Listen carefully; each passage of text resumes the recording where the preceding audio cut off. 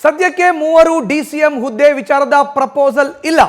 ಮೂವರನ್ನ ಉಪಮುಖ್ಯಮಂತ್ರಿಗಳು ಮಾಡುವಂತ ಪ್ರಪೋಸಲ್ ಇಲ್ಲ. ಮೂವರು ಡಿಸಿಎಂಗಳಾಗ್ತಾರೆ ಅನ್ನೋ ವಿಚಾರದ ಪ್ರಪೋಸಲ್ ಇಲ್ಲ.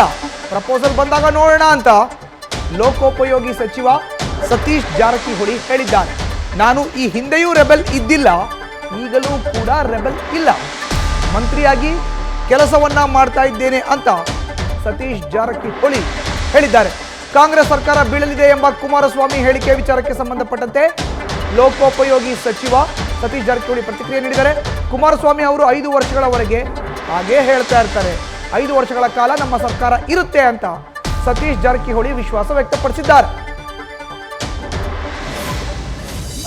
ಸರ್ ಡಿಸಿಎಂ ಇದಕ್ಕೆ ಹೇಳಿ ಏನಾದ್ರು ಡಿಸಿಎಂ ಇಲ್ಲೇ ಇಲ್ಲ. ಅದು ಯಾವ್ದಂತ ಪ್ರಪೋಸಲ್ ಸದ್ಯಕ್ಕಂತ ಇಲ್ಲ. ಬಂದಾಗ ಅದ್ರ ಬಗ್ಗೆ ಚರ್ಚೆ ಮಾಡೋಣ. ಈ ಸದ್ಯಕ್ಕಂತ ಇಲ್ಲ.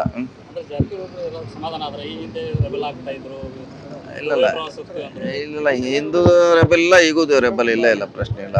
ಸೊ ಈಗ ನಾವು ಮಂತ್ರಿ ಕೆಲಸ ಮಾಡ್ತಾ ಇದ್ವಿ, ರೆಬಲ್ ಪ್ರಶ್ನೆ ಇಲ್ಲ.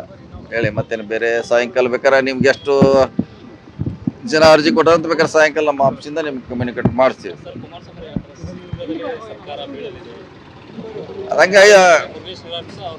ಹಂಗೆ ಹೇಳೋದು 5 ವರ್ಷವರೆಗೆ ಹಾಗೆ ಇರೋದು. ನಾವು 5 ವರ್ಷವರೆಗೆ ಬೀಳ್ತೈತೆ ಇದ್ದೇ ಇರೋದು, ಅದ್ರ ಪ್ರಶ್ನೆ ಇಲ್ಲ. 5 ವರ್ಷ ನಮ್ಮ ಸರ್ಕಾರ ಇದ್ದೇ ಇರ್ತದೆ. ನ್ಯೂಸ್ ಫಸ್ಟ್ ನಿರ್ಭೀತಿಯಿಂದ ನಿಮ್ಮ ಪರವಾಗಿ.